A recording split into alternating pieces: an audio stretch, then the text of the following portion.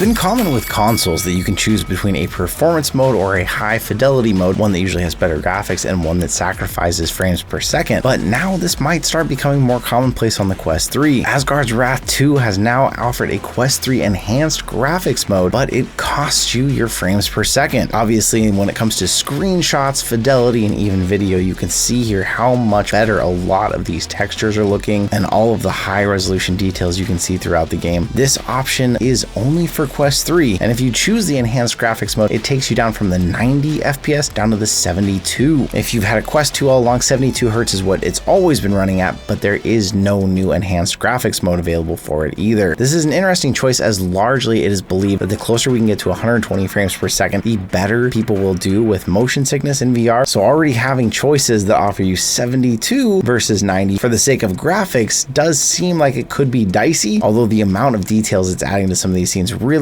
could offer a more immersive experience. What are your opinions out there on this? I will say personally, even with the PS5, I have found I often choose the FPS over the higher fidelity graphics, which was not what I expected to choose. But 30 versus 60, 60 is just so much more buttery smooth. I get so many comments from all of you saying we need more games where you actually get to go driving in VR, you get to drive around, do stuff in cars. And if that's the case for you, a game just launched today that you might be interested in, Mud Runner VR. Now, this is a redesign of the game that was originally flat. There was sequels, really popular game. Now we got the full game in virtual reality built with all kinds of VR mechanics, whether you're grabbing the door handle to get into your car, you're using the actual e-brake, the gear shifter if you want to drive in manual, and the driving experience feels really good in it. You actually have functioning rear view mirrors. Even when I backed up the car, I was able to use mirrors instead of actually turning my head and looking back. The game brings you in with all different kinds of comfort modes because they realize when you're in a car bouncing around in the mud, you may want it to feel really real, like I was bouncing the car up and down. You may want it to feel a bit more relaxed, but there's going to be a bunch of different all-terrain vehicles, environments to drive through, and even with the mud, you got to make sure you're using your wipers, otherwise you're going to lose all your visibility. But basically, you've got story mode that helps you learn all the mechanics of the game, and free play where you can just play around the mud through all 11 different maps. Game's launching at $20 today. With how wild the driving gets in VR, they did want to make it a more comfortable experience. So for now, it's teleportation anytime you are outside of the vehicle, but you are driving the vehicles. But to me, the game is really about the driving. I'll leave links down in the description, the comments down below if you want to get over and check this out. Thanks to MudRunner for sponsoring today's news and finally bringing more games where we can drive around, especially in the mud, maybe get a little crazy in VR because we need more of that. We've got some really big things coming up in the month of June, and a lot of them are happening on June 8th and 9th. First, we have giveaways, Quest 3 and Bobo VR accessories, separate giveaways, so you can enter and try to win one or both of those. Those are all ending on June 9th, so if you haven't gotten a chance to enter and check that out. June 8th, it's looking like I'm going to be meeting a bunch of you locally in the Portland, Oregon area, and I'm going to be doing a local giveaway, giving away just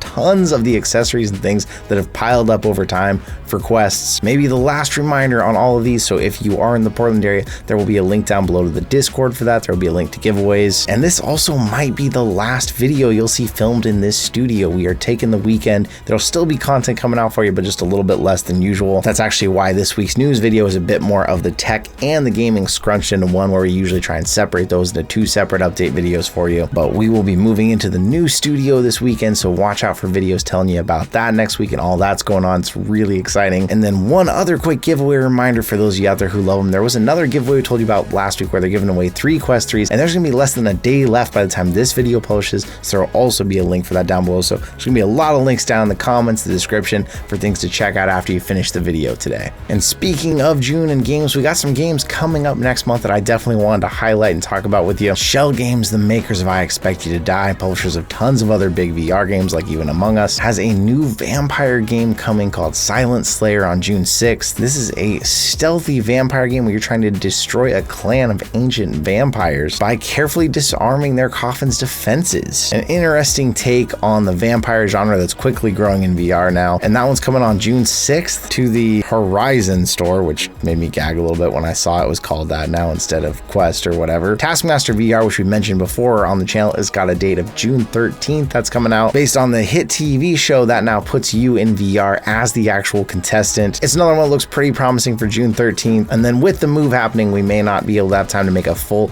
upcoming games list for June, but we're looking to try to resume those at least by July for all of you, because I know you really like those videos. Meta promised they were trying to make things easier on developers, and they were going to start making for more exposure on their App Lab. For those not familiar, App Lab was basically a sub-store with the Quest Store. So you had the official Quest Store, which was the most curated games that were fully approved by Meta. Then App Lab was a step below that. It still took some QA to get onto there, but many more games were available on there, many more tech experiences and demos. Well, now that they have merged the discoverability of App Lab games, that has more than tripled the entire Quest App Store. We actually talked about this on our podcast with Scott Albright, the CEO of Combat Waffle Studios, makers of Ghost of Tabor, and how they were saying that although the game had been hugely successful on App Lab, the discoverability when they were headed over to the official Quest Store was way bigger. Now it's easier for those games that are still staying on App Lab for longer. Just like you're saying though, App Lab, it's amazing how many games are on there that are really good and people never know about them. And at least Ghost of Tabor has had enough of a name, enough of a following that it's pushed through that, but there's tons more games out there that need to make the leap. With this, basically there was around 660 apps on the main Quest Store. Now an additional 2,200 have been added from App Lab, and if you follow the games list we make of like free games here, you know a lot of those are on App Lab. Just makes it a lot easier to find all of them, and I think this is an exciting move for developers at all scales. One game that did launch recently that has me pretty excited, it's still on App Lab, but I wanted to share it with you. I Am Cat. It's currently early access. That's another reason App Lab was real big. A lot of early access titles were on there. And before this, if you wanted to be a cat in VR, you were kind of stuck with the old cat lateral damage, which was rough. Well, right now, I Am Cat is out just for the last week, already over 130 ratings, but still giving it about a 4.2 star. People saying it's really fun. It's an instant classic. They love it, but saying that it is early. It is in early access, so it is buggy. It is having some of those issues, but it's one of those games that is just absolutely delightful in its execution in VR. Something I'm going to be following from early access on, especially now that I actually bought it on App Lab, which I don't do with a lot of games specifically on App Lab. If you've long dreamed of playing PCVR exclusive game BoneWORKS, which was the predecessor to Bone Lab, there's now a free mod that you can actually play it entirely on your Quest. This is still a mod that does not mean it's going to be super easy to just put on, but if you are someone who just absolutely loved Bone Lab, you want to see some of the roots of it, it could be worth checking this out. This is a move I would love to see happen more and more, especially as people really stick to the Quest and use it a lot of standalone gaming. There is great games that were lost to PCVR. If you don't have a gaming PC, it'd be nice to see them make a return, so I'm excited BoneWORKS is available. And speaking of PCVR, if you are looking for a headset to get in that realm, Sony's PSVR 2 headwear adapter is actually getting certification. We already knew that PSVR 2 was getting some sort of PCVR support. Thanks to Sadly It's Bradley, we now know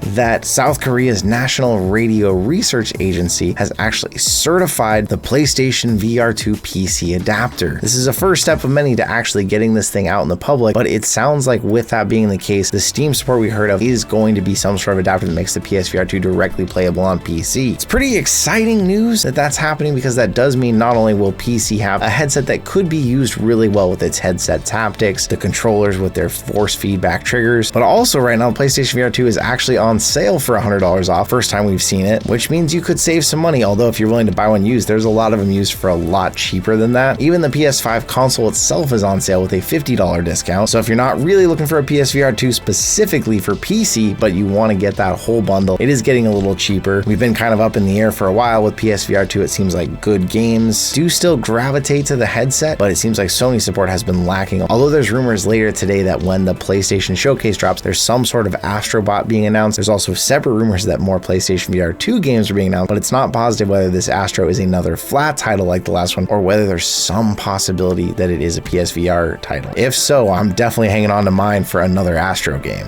And while we're talking about other headsets, Vision Pro, the headset that keeps confusing people whether they want you to play games on it or not, has gotten one of my favorite fully immersive VR games, Demeo. I've talked about Demeo so much on the channel, it's hard to imagine you don't know what it is. Dungeon crawling, board game, tabletop type game you can play with friends. And the Apple Vision Pro does do crossplay, luckily, because there probably wouldn't be enough people playing it otherwise. But that means that Quest people and Apple people can play this game together. Of course, you don't have to play it fully immersed. You can play this with pass-through, and of course with the Vision Pro. That should be the best it's ever looked. With all that, June is about to be a really big month for all of us out there in the VR space, for us here at the channel. Thanks to all of you who've been supporting us. I just want to say another thank you so much. We've had amazing things going going on. We literally just got back from Atlanta where we were showing off VR to a bunch of people, hanging out, having some amazing experiences. We've got a move to do. We got a lot going on though, so I don't know that we're going to go anywhere in June, but anything is possible thanks to all of you out there. So I'll see you in another reality.